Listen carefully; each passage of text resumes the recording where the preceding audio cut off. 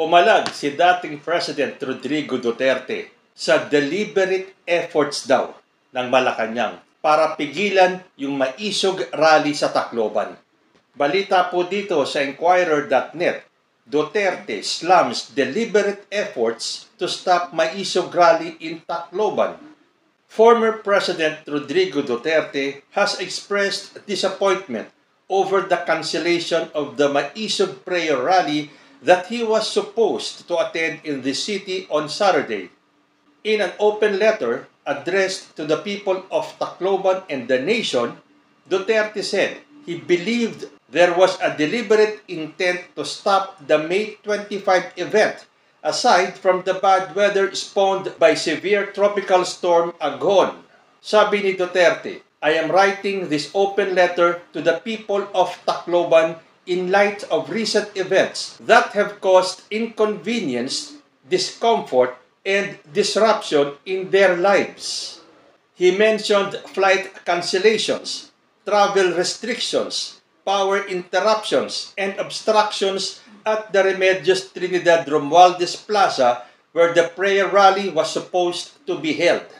The day before the planned Maisog rally, power outages occurred in parts of the city while pieces of heavy equipment were stationed at the plaza, accompanied by anti-riot police. Duterte was supposed to arrive in Tacloban via a chartered flight from Davao City on Saturday. However, the event was called off due to the bad weather. The former president alleged that the deployment of heavy equipment at the venue of the rally was aimed at thwarting the prayer rally. Saad ni Duterte, as part of the Marcos administration's policy of stifling peaceful dissent, they are doing everything to prevent this rally from happening. The former president also cited similar incidents of Maisog rally cancellations in Malolos City and Bustos, both in Bulacan Province. Tacloban, the capital of Leyte Province, has been regarded as another hometown of Marcos, apart from Ilocos Norte, as his mother, former First Lady Imelda Romualdez Marcos, hails from Leyte. O yan. Yan po ay sa Tacloban. Magrarally kayo sa hindi nyo teritoryo. Ngayon kapag kayo ay hindi natuloy at sinasabi nyo ang daming humarang, pumapalag kayo. Hindi kaya talagang sinadya nyong dyan mag-prayer rally? Dyan sa teritoryo ng mga Romualdez Marcos? Hindi kaya dahil alam nyo na kayo ay mapipigilan at hindi matutuluyan dahil wala po kayo sa teritoryo ninyo? Bakit daw hindi kayo doon na lang sa Davao mag-prayer rally, araw-araw, mayat-maya, wala pong pipigil sa inyo? At isa pa, bakit nyo sisisihin si President Bongbong Marcos? Hindi kaya yung mga taga-Tacloban mismo ang gumawa ng paraan para hindi kayo matuloy? Sasabihin nyo kayo ay pinigilan sa Malolos City, sa Bustos, Bulacan, pero bakit sa ibang lugar hindi naman kayo pinigilan? Nakapag-rally nga kayo sa Liwasang Bonifacio dito sa Maynila. Pero may pumigil ba sa inyo? Wala. So kahit na mag-rally kayo na mag-rally sa mga probinsya, mas lalong hindi kayo pipigilan ng administrasyon ni Bongbong Marcos. Kung sa Maynila nga, ilang araw ba kayo nag-rally dito? Meron bang pumigil sa inyo? Meron bang humaran sa inyo? Wala, hindi ba? Baka naman dito sa Tacloban, yun mismo mga Taclobanons ang humarang para kayo ay hindi matuloy. Pero siyempre, style na po ng mga Duterte na magpapaawa sila. Pa-victim dahil hindi natuloy yung kanilang rally. Paulit-ulit lang din naman niya yung mga rally nila Magmumura sila, pabababain nila si President Bongbong Marcos, pipilitin nilang mag-resign, ilalabas pa rin nila yung bangag issue na yan, na hanggang ngayon hindi naman nila mapatunayan. Yan po ay para sa akin, a simple case of mind conditioning. Wala nga silang mapatunayan dyan sa drug issue na yan And again, lagi kong inuulit, 2012 pa nila pinagbibintangan si President Bongbong Marcos na yun ay panahon ni former President Noynoy Aquino na dapat siya na ang gumawa ng paraan para masira niya ang political career ni Bongbong Marcos. Dumaan ang war on drugs ni Duterte. Tumakbong Vice President si Bongbong Marcos. Bakit walang ganitong isyong lumabas? Ngayon lang, Dahil halatang-halatang ito ay kanilang pinlano, yung issue ng drug use ni PBBM. Dahil umpisa pa lang, kung mag-iisip kayo, if you will just use your critical mind, umpisa pa lang ng kampanya, yun na kagad ang isiniksik nila sa isipan ng taong bayan na meron tayong presidentiable na nagko-cocaine. Nahalata naman na si Bongbong Marcos ang pinatutungkulan. Nagawa bang sirain ang kandidatura ni PBBM nung issue na yon?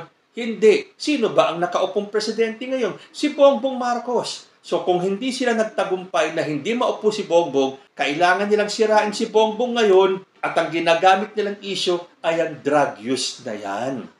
Pero kung papansinin po natin, tuwing magkakaroon sila ng prayer, peace rally, hindi naman po sila dumadami. Sila-sila na lang din ang umaattend sa rally nila. Tapos sasabihin pa nila, huwag daw mamaliitin ang kanilang numbers. Wala nga tayong makitang numbers.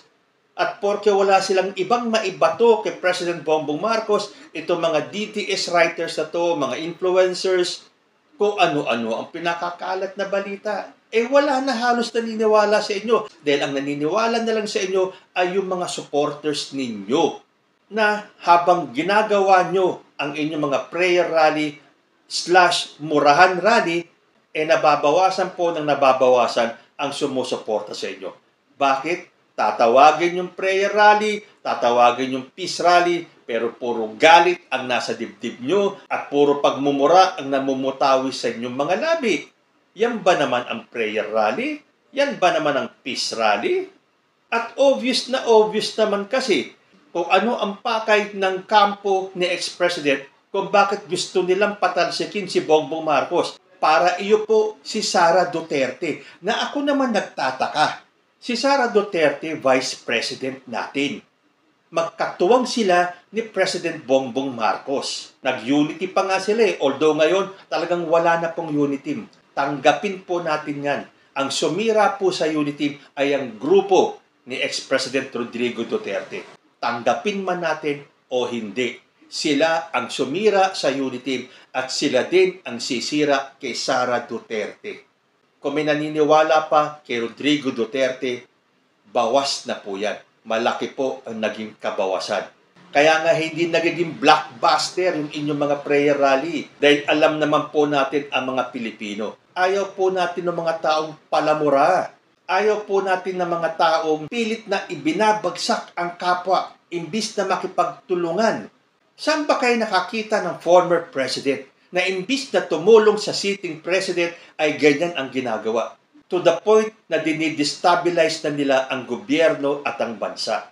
So kung minaniniwala man dyan sa effort ng grupo ni Duterte para pababain si President Bongbong Marcos, hindi po sila magtatagumpay. Dahil habang ginagawa po nila yung kanilang mga prayer rally / murahan rally, dumadami po ang sumasama sa kampo ni President Bongbong Marcos.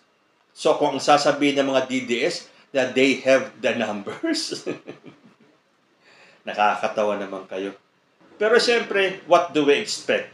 Normal na po para sa kanila na ibagsak ang sisi kay President Bongbong Marcos sa lahat ng palpak na nangyayari sa kampo ni ex-president. So, meron naman pong sumagot dito sa open letter ni former President Duterte. Isa pong Josie Fernandez ang naglabas din ng open letter.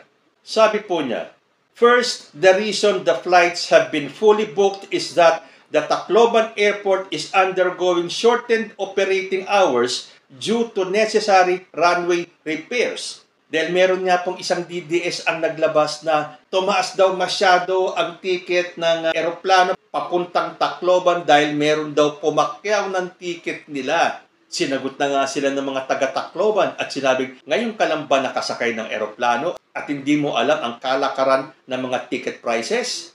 Pero siyempre, that is one way para isisi nila kay Bongbong yung pagkakapigil ng kanilang may isog rally.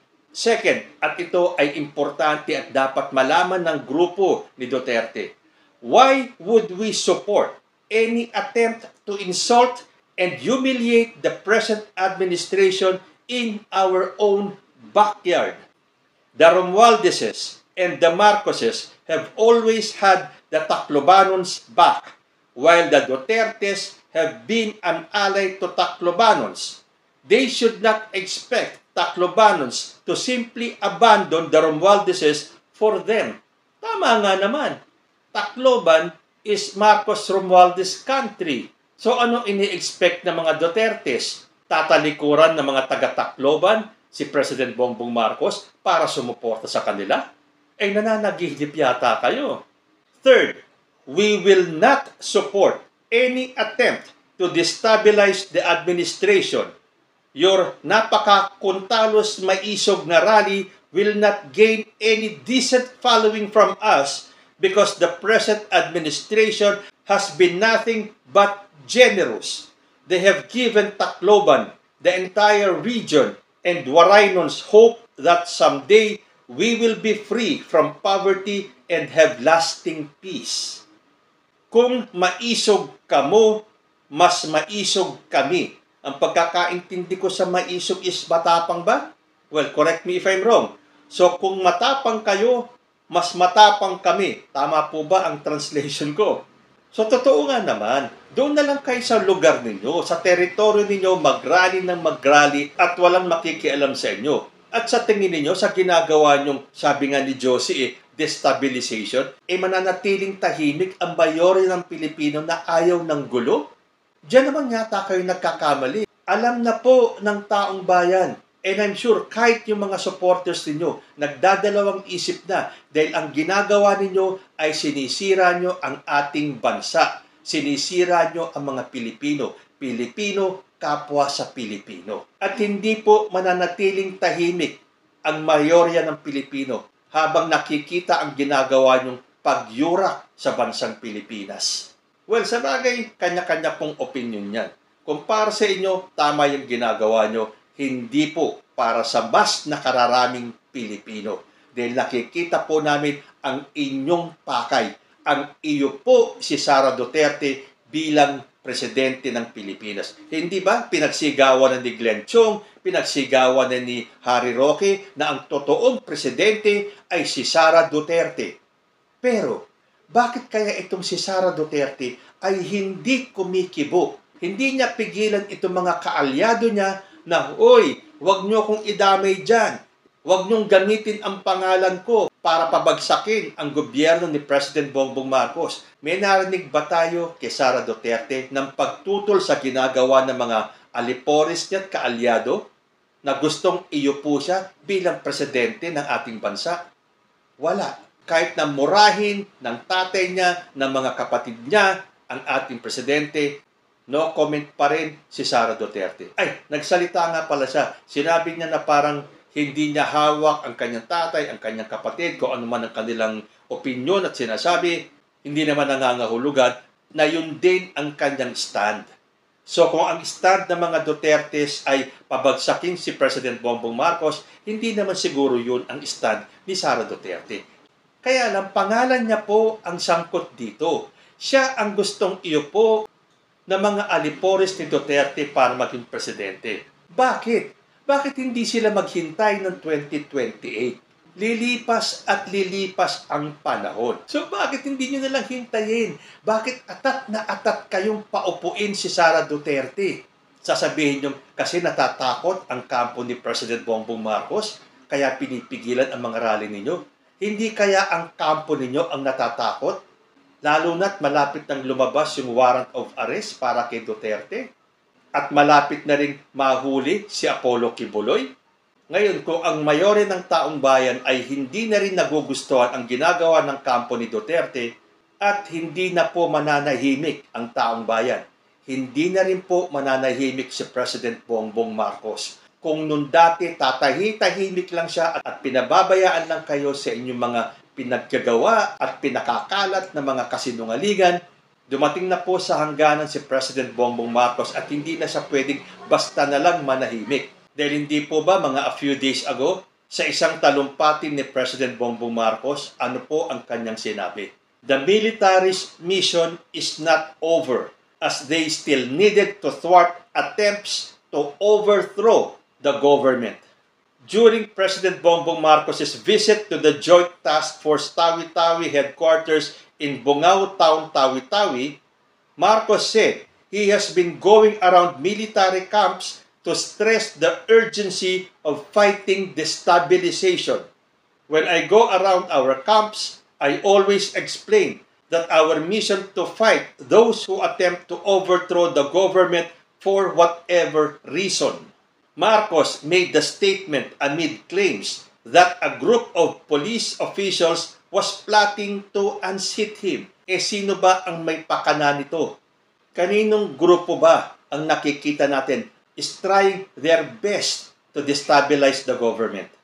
So, hindi na po basta-basta mananahimik si President Bongbong Marcos. Dahil akala nila weak leader si President Bongbong Marcos. Hindi ba yan ang pinapakalat nila? Pues ngayon, this is the time para po ilabas na ni President Bongbong Marcos ang kanyang pangil. At siyempre kung ang nakasalalay na dito ay ang kapakanan ng mayorya ng Pilipino, hindi naman pwedeng tumahimik na lang si President Bongbong Marcos.